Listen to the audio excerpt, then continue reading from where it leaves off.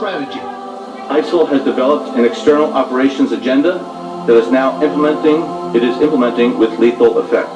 Their agenda is to kill, pure and simple, as referred to them as murderous sociopaths. Paris was hit the day after ISIS claimed responsibility for twin suicide bombings in Beirut. An ISIS affiliate is believed to have brought down a Russian passenger plane with 224 people on board. 3 devastating terror hits in less than 2 weeks. ISIS is clearly emboldened by these attacks. I've seen the sort of damage and disruption that is created. But why now, when a principal goal of ISIS to this point has been to capture and hold territory in Iraq and Syria? As ISIS loses terrain, particularly in northern Syria, they want to increase and escalate the number of attacks that they wage abroad, because again, this is the way that they sell themselves. The Paris attacks bore the hallmarks of Al-Qaeda: coordinated cells, well-planned, high-profile, designed to inflict mass casualties.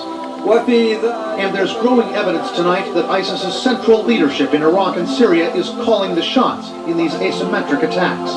Sources in France tell CNN 2 prominent ISIS members, thought to be in Iraq or Syria, may have masterminded the Paris onslaught.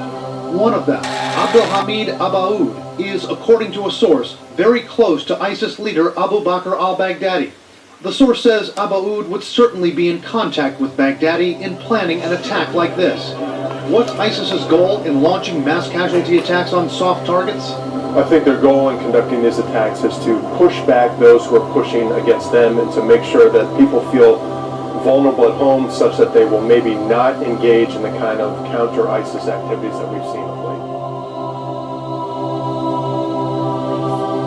It's what their ISIS captors taught her at gunpoint.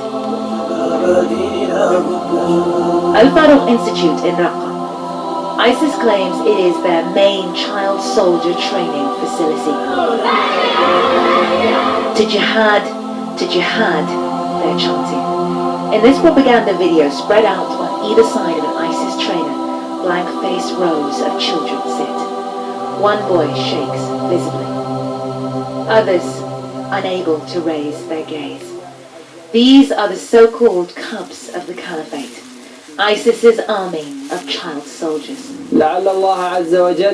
And by God's grace, he's saying, in the coming days, they will be at the front lines of the fight against the non-believers.